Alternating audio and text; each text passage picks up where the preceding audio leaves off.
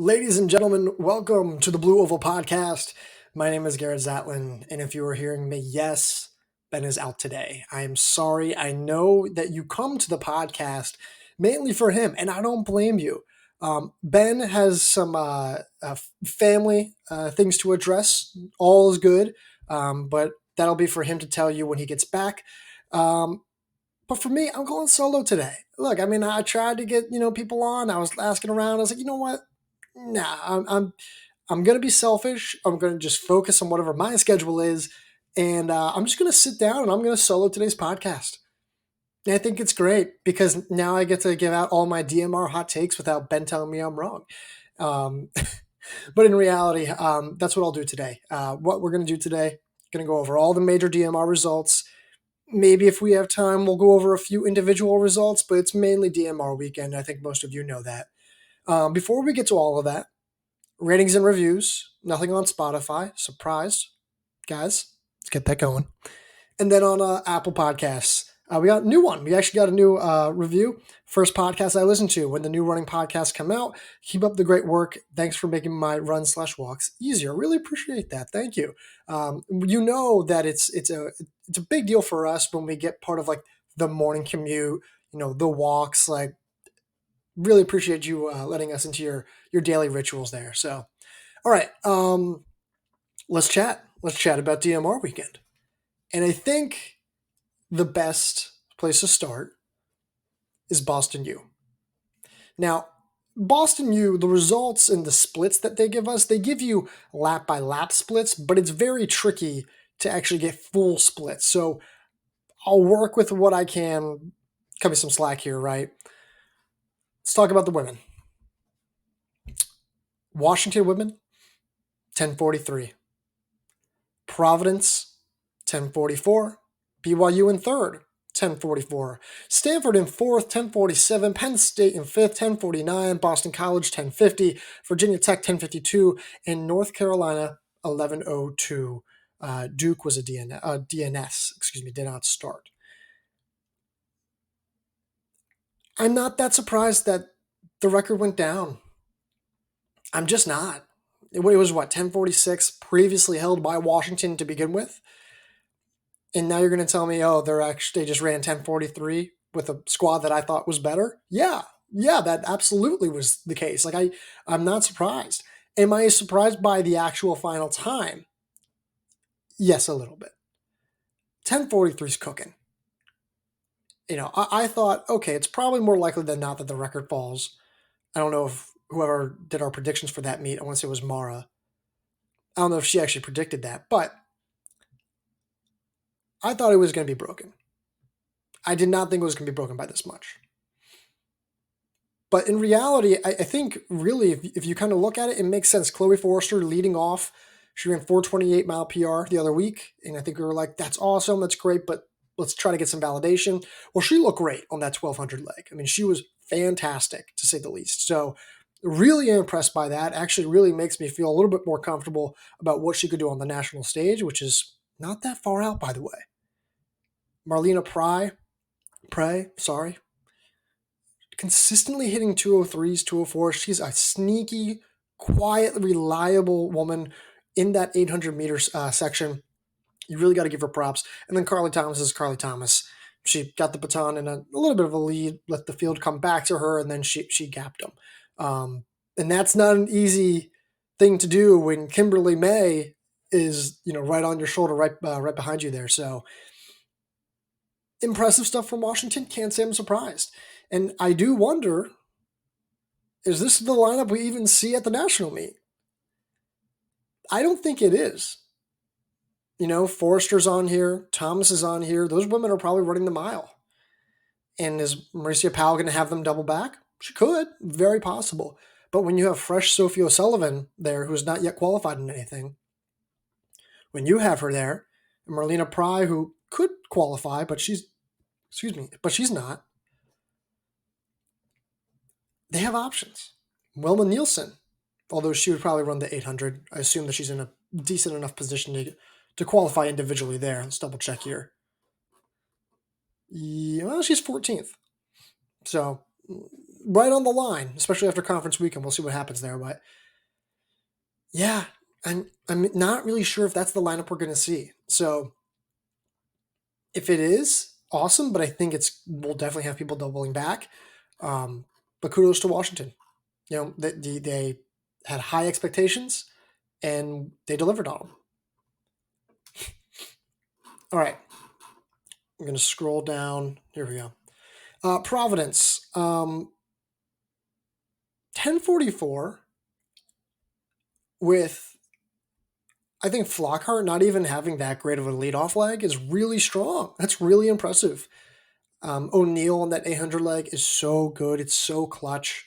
She had a great, I want to say it was a 204 split. I don't know that for a fact. But then for May to go out, split 425 based again on what I was able to calculate. If Providence is able to run 1044 and give Washington the run for their money, and Flockhart isn't even at her best, here's the thing. Are May and Flockhart going to run the mile at the national meet? Yes, absolutely. Assuming Flockhart will get in individually. And right now, where is she sitting at? She's sitting at 15. So probably after scratches, she'll get in, maybe. Something to consider there. But is there a world where Providence says, let's go all in for the DMR? I don't think so. But do I think it's a possibility? A little, but I think at the end of the day, when Kimberly May is having just the heater of a season that she's on, I think it would be tough to not have her run the mile. So great run by Providence. We had all been saying, hey, listen, you have Flockhart and May on each side of this relay. You're going to do something special. They did do something special. I didn't think it would be this good. BYU, just flat out better than I thought they would be. Honestly, Sargent on that 12 leg was really good. She was hanging out there with like the top milers, and she's more of a 3K runner, we think. That was really strong stuff. I really like that. And it's not that she couldn't run a great mile too, but I think we do associate a lot of these BYU women with aerobic-based training. And Chamberlain is, Riley Chamberlain on the anchor there. She's great. She can do kind of a little bit of everything. And I think her range is kind of undervalued a little bit at times, even though she has run 203, but has also run 851 in the 3K.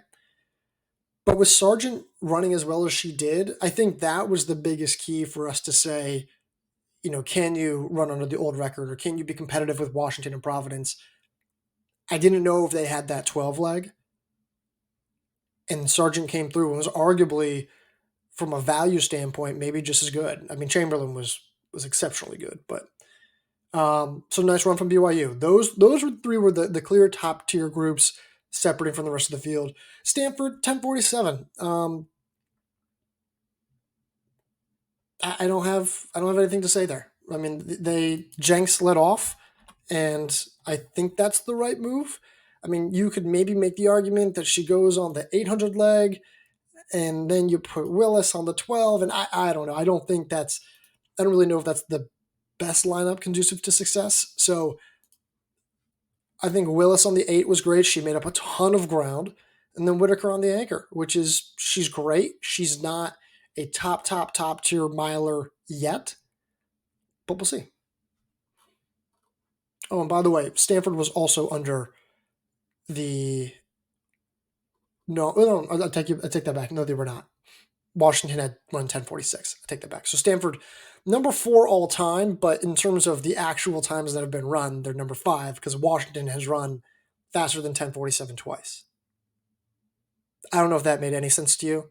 It made sense to me because I'm looking at the screen, but you get what I'm saying.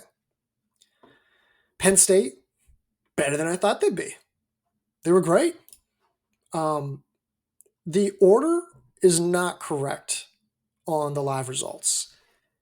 And let me see if they're actually correct on T-Forts as well. They're not.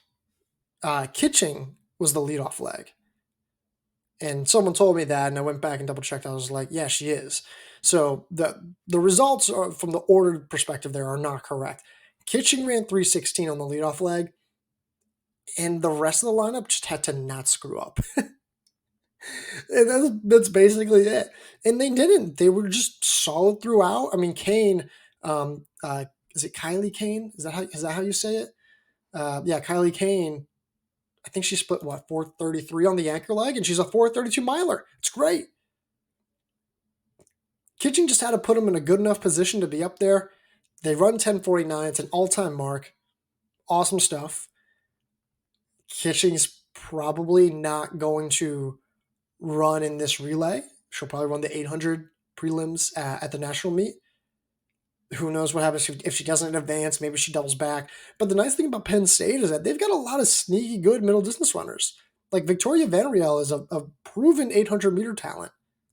You plug her in there to that relay, Penn State could still be in the All-American conversation without Kitching. I don't know if they're going to be like top 4, but you could argue 6th place, 7th place without Kitching, and I could see it, especially with other relays losing certain women, doubling back, so on and so forth.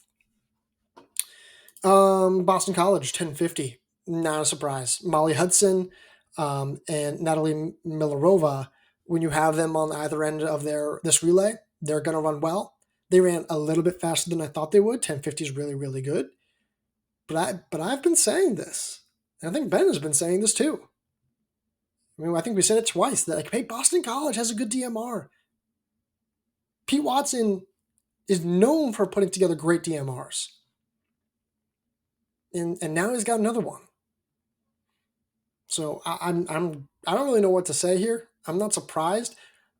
I would be interested to see what happens if they want to go fresh, because they're 1050. But if you look at the milers that they have, let's see here.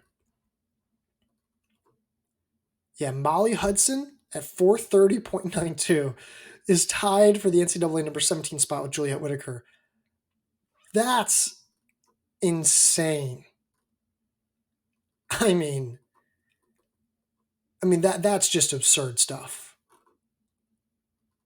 So there's a chance that after this weekend, if Hudson doesn't run fast enough, then maybe she's out. And if that happens, Boston College has a fresh relay. So I'd be interested to see what the Golden Eagles do. Just monitor what happens with Hudson and the national qualifying mile scenario there. Virginia Tech, my Hokies, 10:52. They didn't even run that bad. Like 10:52 is a really, really, really good time. The worst part, however, is that they're now NCAA number 14. That's insane. I have to go double check what those over unders were, because now the number 12 cutoff time is Harvard at 10:52.07, and let's see if I can find. Here we go. So the women's DMR, we set it at what looks to be 10:52.0. I said under, and we are going to be really close. Really close. I don't think it's going to go under. I don't think anyone else is going to run faster than 10:52.07, which is what Harvard has at the 12th spot. Maybe LSU tries it at SECs. Maybe Virginia Tech tries it at ACCs. Maybe NC State tries to give it another go. I'm trying to figure out who the teams would be that would give this another shot. I'm just not sure who that would be.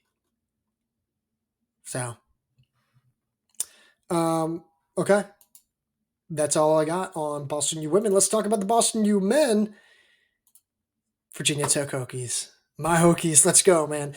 Virginia Tech takes home the win in 9:22.71. Georgetown behind them, just about a second behind in 9:23. Auburn, third place, 9:24. BYU, 9:25 in fourth place. Stanford, 9:27. New Mexico, 9:28. So on and so forth. Virginia Tech has one of the most balanced DMRs in terms of their lineup structure that I think in the entire NCAA. One of them. I think Washington probably has the most balanced in terms of like where the value and the impact of each of their legs are going to be.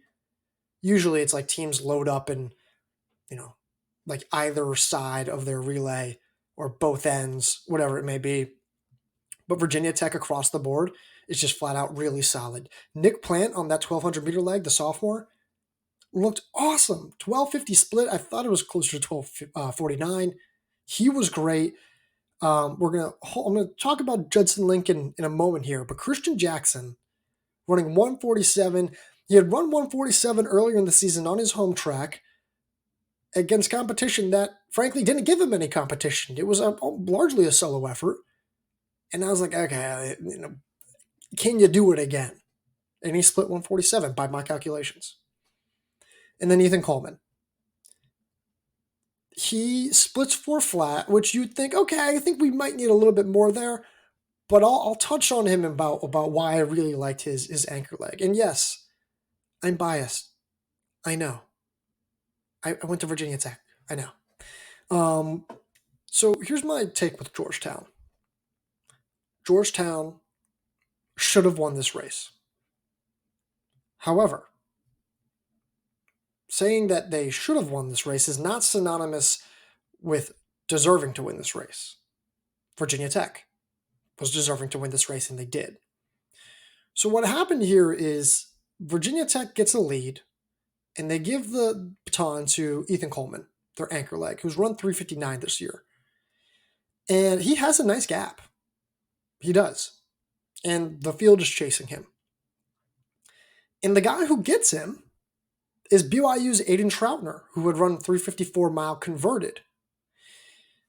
Troutner takes about 3-4 laps, I don't quite remember, gets him, and then continues to establish a gap of his own over Coleman.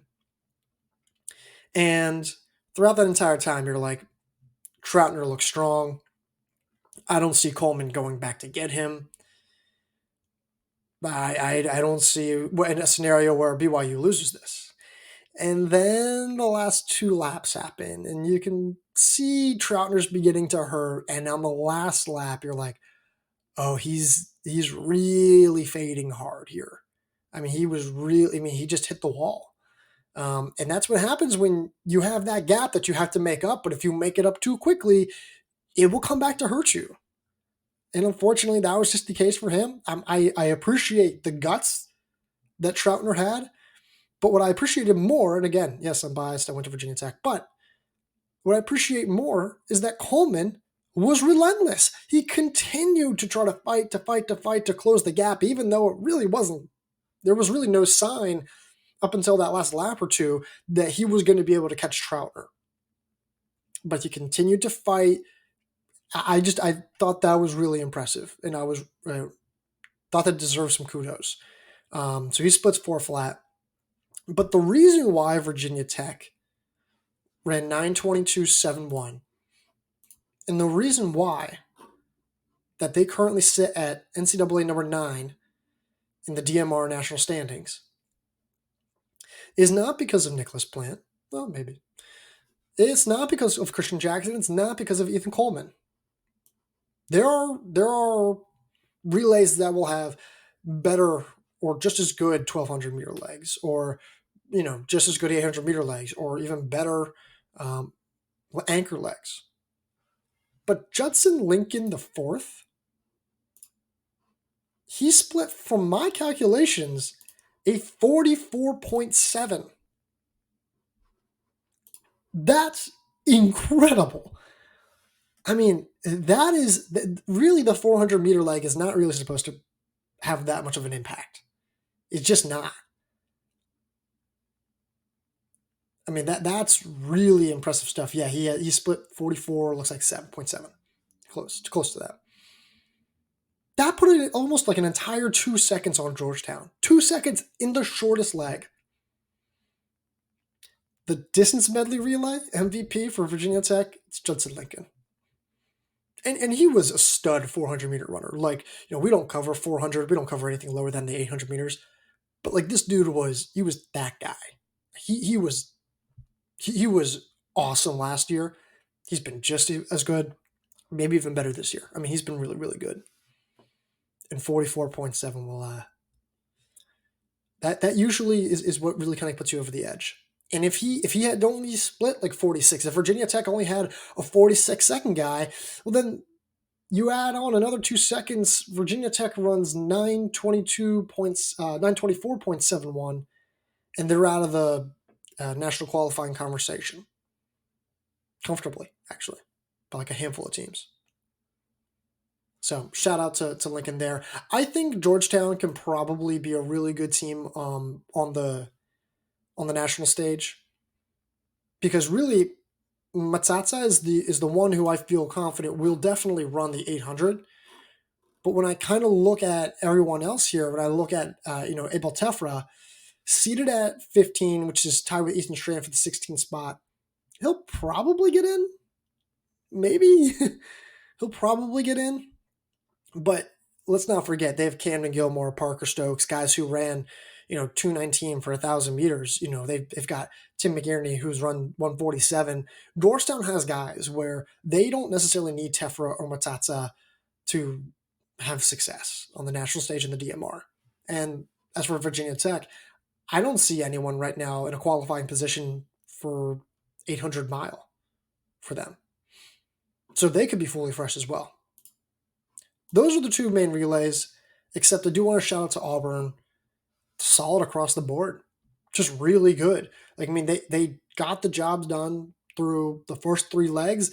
And then if I'm doing the math correct, Ryan Kinane, I think, ran split, 354?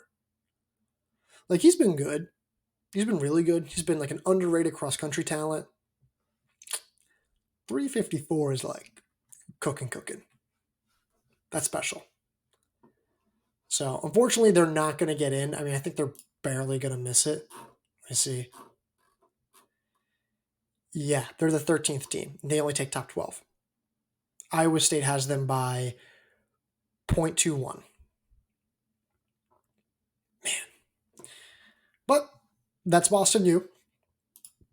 Let's head over to Arkansas. And this is where we saw Arkansas men versus Oklahoma State, Washington, Virginia versus Iowa State versus Texas. I don't know why Texas was a DNF. They only got through 1 leg. Maybe that was just intentional. Maybe I'd have to go back and watch the replay. I didn't really see that. Maybe it was just a workout. Who knows? But Washington wins in 918.81. Virginia, close second, and we'll talk about them soon. 918.95. Oklahoma State 919.74. Arkansas 920, and Iowa State 924.22. Iowa State is the last team currently into the national meet. Washington did their job. They were great. Wascom thought he could be a little bit better, but it's 251 on the opening split's not bad at all. It's great, actually. You get through the 400 leg. I think everyone was in the second of each other at the 400 leg, close to that. 146.57 for Nathan Green. He was the guy who closed the gap on Oklahoma State, who had really been able to establish a gap with Mehdi Yanori on that 800 leg. Yanori, I think, went out a little bit hot and kind of came back to earth a little bit, but 146 is cooking. And then Luke Hauser just had to do his job. I mean, 354, got out, forced the field to chase him, and then he basically just push, and incrementally kind of got away as they're all trying to chase him. And he just did his job. It was just go out and execute, and they did. So great race. I'm not surprised. I said that they would run 918, and I said that they would win. I also said Oklahoma State would run 918, but it's neither here nor there. So yeah, I don't really have anything to say about Washington. Virginia, 918, 251, opening split for Connor Murphy. 46 seconds on the 400 split. Alex Leith, 148. Nice job for a freshman. But then Gary Martin splits 351.94. And if you had to go back and watch this, Virginia was way back.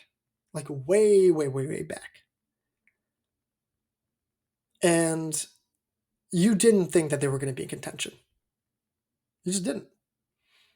But then Martin closed the gap and he picked away. And when he closes the gap, you're like, okay, great, nice job. But can you then actually be competitive? Because the energy it took to catch up to guys who were splitting 354, 353. I mean, really, the only person who split above 355 was Iowa State's anchor. Above 354, I should say, actually. Yeah, of the 5 DMRs that crossed the line, 4 of them had anchors that were 354 or faster. And yet Martin split 351.94. Now, I think we all knew he was a special talent.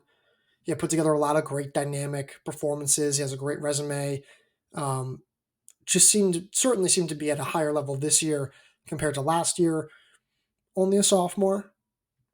I think we still, needed to see a little bit more to say that he is definitively at the top tier.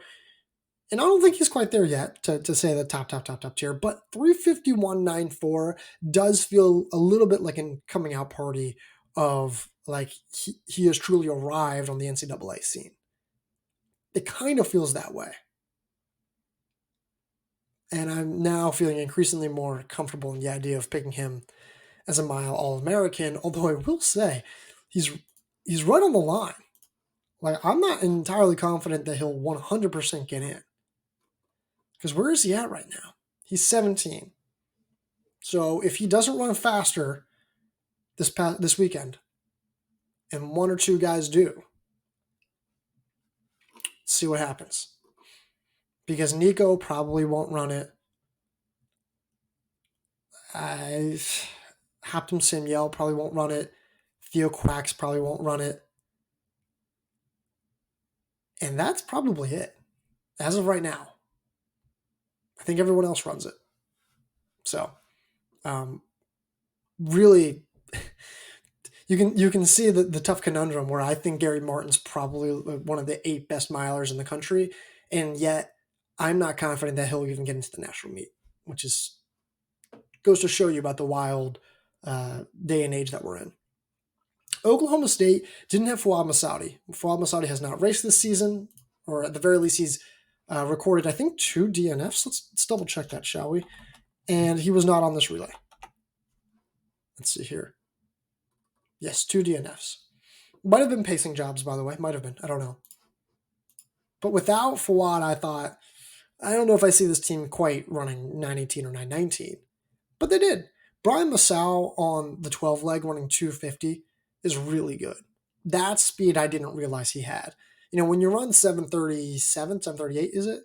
For 3,000 meters like he did back in December, you usually, you certainly have some turnover. Don't get me wrong. It takes a good amount of turnover and speed to be successful in that event.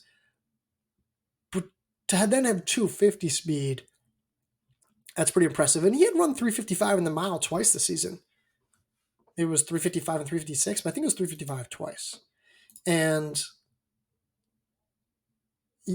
when you have him on the opening leg and then Shoppy splits 353 on the anchor, that's pretty good. And I think Yeti Minori can run faster than 149.41. This is a really good relay. And here's the catch. Massau and Shoppy are going to be qualified individually for the national meet, but they're going to be in the 3K, which is day 2 of the national meet, meaning that both of these guys can be 100% fresh for the men's DMR on day 1, get a night's rest, and then go for the men's 3K. And I don't see why they wouldn't do that. Because Virginia, is Gary Martin going to double back if he makes it into the national meet? Maybe. The Washington men. I mean, surely they're not going to have the same lineup, are they? I doubt it. NAU, who we'll talk about in a moment, they'll probably won't run that lineup. UNC, same thing. They probably won't run that lineup. Wisconsin, I would be surprised if they ran that lineup. So when you start going down that list, you start going piece by piece, yeah, Oklahoma State could win the DMR this year without Fouad Massaudi. Something to consider. Arkansas, great runs by Arkansas. I mean, Shearer was great. Riley Wells at 147 split was great. And Peter Maru, the guy who we thought was a 5K specialist, splits 354.69. They run 920 in the end. Just a great run from Arkansas. I was not very high on Arkansas for this race because I traditionally, when you see guys like Peter Maru who are 5K, 10K guys, and actually I think he's more of a 5K guy, and he had some good 1500 meter credentials, don't get me wrong, but Maru is clearly a 5K specialist, and when you have that much aerobic strength, it's very tough to then be able to develop 354 turnover. Just is. And that's why I'm really pleasantly surprised by how Arkansas ran. Great across the board. A 45-second split from their 400-meter leg, who was TJ Tomlinovich. I think I got it. Probably not. That's okay.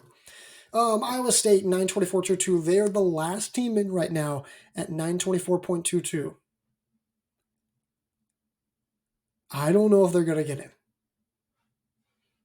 I think BYU is going to run a DMR at Big 12s. Because remember, they'll actually have competition this year. I think BYU is going to run another fast DMR at Big 12s. And if that's the case, then Iowa State should also run a fast DMR at Big 12s. Because really, they were great. Actually, through 3 legs, they were awesome. 250 split from Darius Capiego, who actually led off. Like he was the top finisher across the line for his 1200 meter leg. He's been fantastic this season. I've been so happy to see him take that next step. You know, I've said, hey, I need more, and he has. He has provided more and then some, and I've been really, really happy for him that he's taken that next leap. Good for Darius Capiego. Happy for him. 147 split for Iowa State that was given to Finley McClear, right on par, exactly how he's been running with all season. And then Saeed McKill splits 359. He is capable of running faster. He ran a 357 earlier this season. I think he can run probably closer to 356, 355. But 359, just an off day. And yet, they're still the last spot in. I think Iowa State should go after another DMR. Race against BYU, and I imagine if they do, then whoever wins it is going to be the team that goes to the national meet because they'll have taken that 12th spot. So we'll see. We'll see. ACCs can sometimes, not always, sometimes they can produce something quick. SECs, maybe. Pac-12 doesn't have a meet. In fact, they don't really have a conference anytime soon. In the Big Ten, I would be surprised if another team other than Wisconsin and Michigan were able to really kind of, be in that mix. I mean, maybe Penn State, actually. Penn State, you can make the argument, but I don't know how that structure would work for them. I'm looking through the teams here. I don't know if Penn State would get a DMR in. I don't know if Notre Dame would try again at ACCs. We can go on and on and on and on. But yeah, going to be interesting. All right, that's Arkansas. Wrapping up there.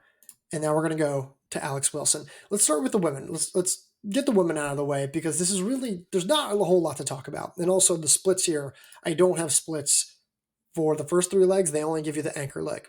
I don't know why.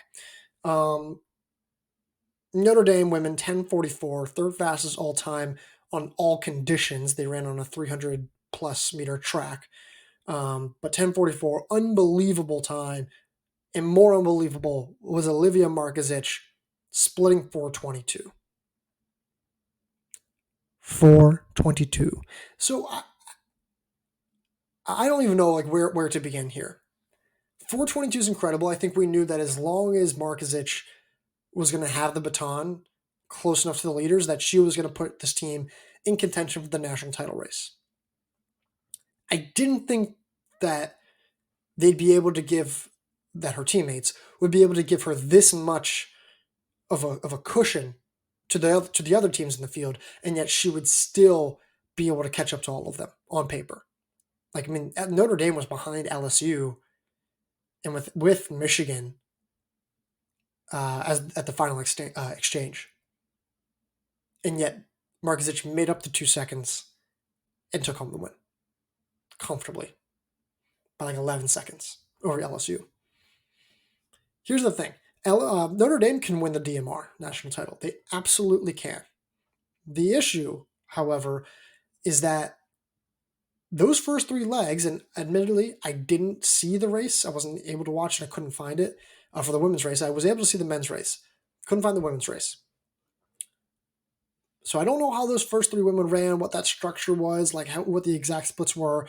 But altogether, in some way, shape, or form, they're going to need to be a little bit better.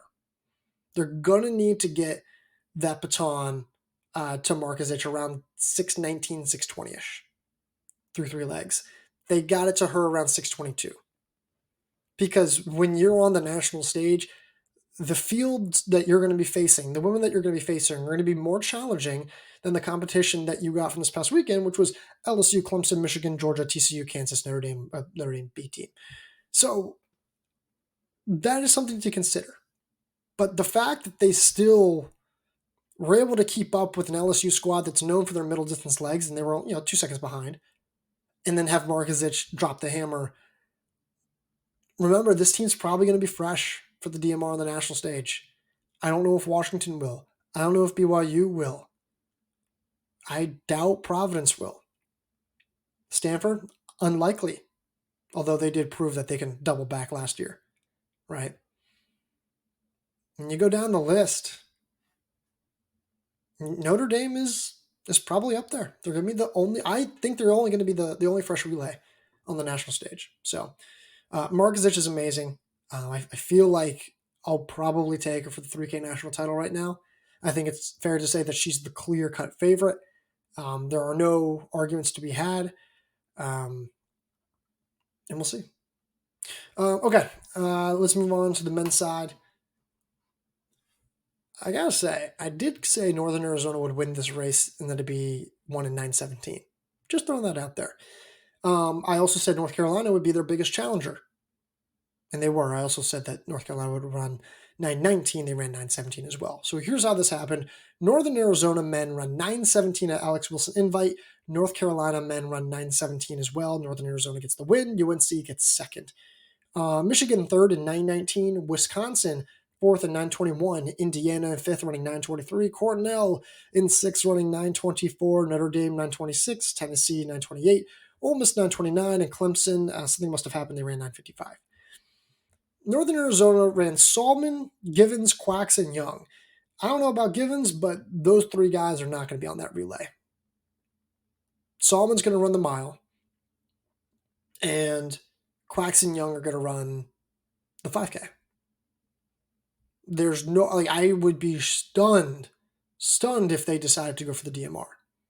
Now, if they decided to go all in and be fresh for the DMR, I'd argue that they're favored. We'll see. But I don't see this team running. I mean, this is an incredibly impressive race from them, but you could kind of see who the top 4 teams were. I mean, right away, those top 4 teams at the initial 1,200 meter split were Northern Arizona, North Carolina, Wisconsin, Indiana. Michigan worked their way back, and we'll talk about Michigan in a little bit. But NAU and UNC, it came down to Nico Young and Parker Wolf, and they were awesome. Like, what a thrilling race in that final lap.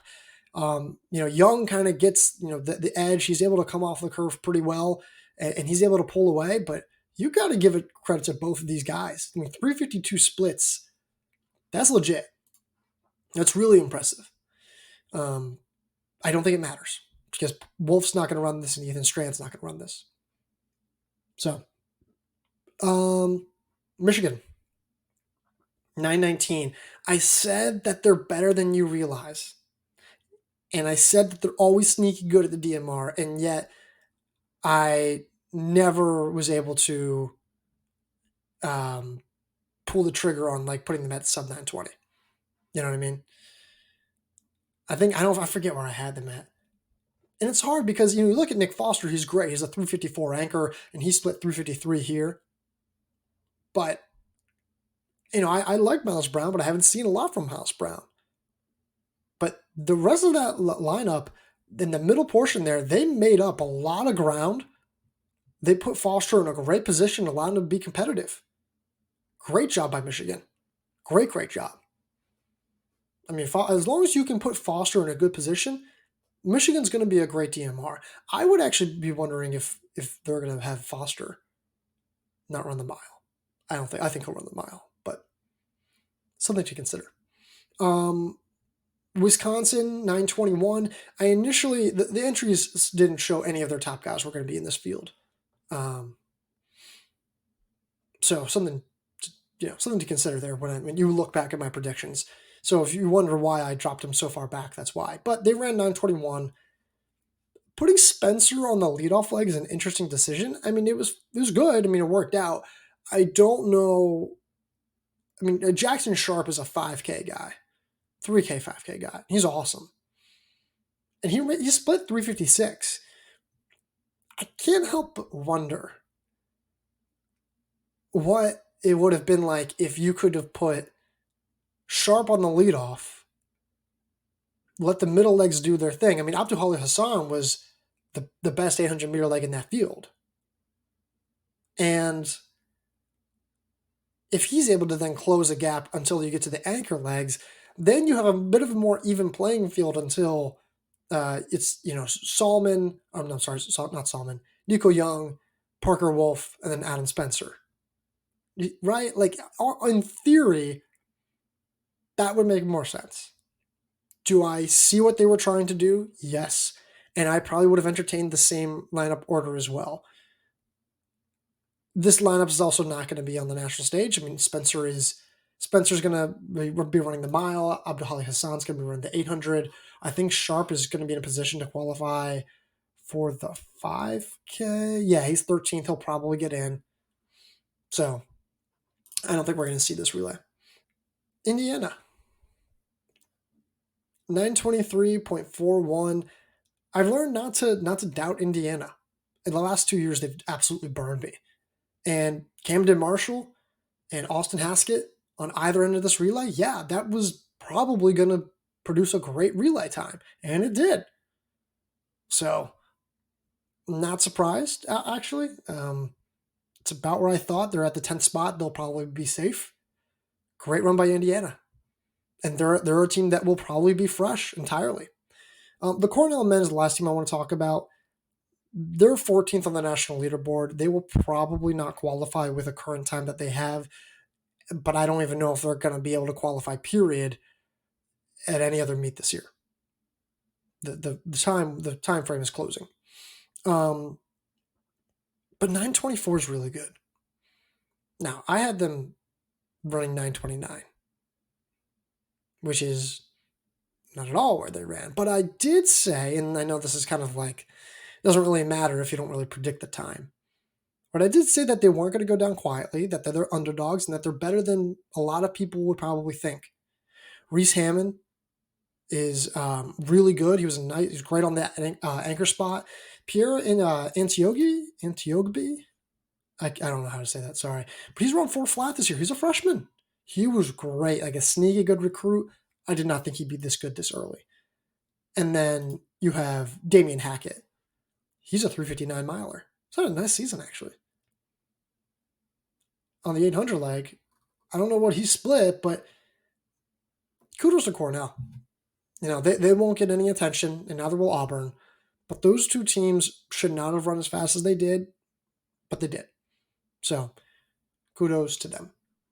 All right, we'll wrap up here. I've got individual performances. We could talk about some miles, talk about some 800s. Sophia Gordarian ran 201. It's about right what we thought for 800 meters.